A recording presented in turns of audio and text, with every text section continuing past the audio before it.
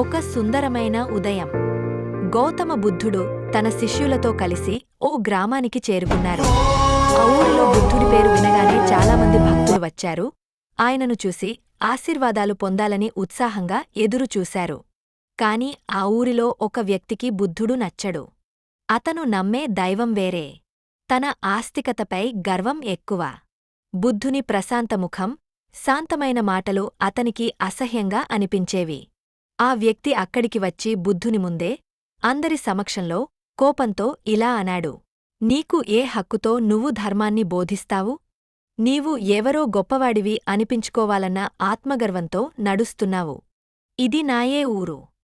ఇక్కడ నీకు గౌరవం లభించదు. అతడు తిట్లు, అవమానాలు, ద్వేషభరితమైన మాటలతో బుద్ధుడిని కించపరిచే ప్రయత్నం చేశాడు. కాని బుద్ధుడు అశ్రద్ధగా తన శ్వాసను చూశాడు. అతని ముఖంపై చిన్న చిరునవ్వు. శిష్యులు ఆశ్చర్యపోయారు. అక్కడి ప్రజలు కూడా ప్రశ్నించుకున్నారు. ఉండిపోయా ఎందుకు స్పందించట్లేదు?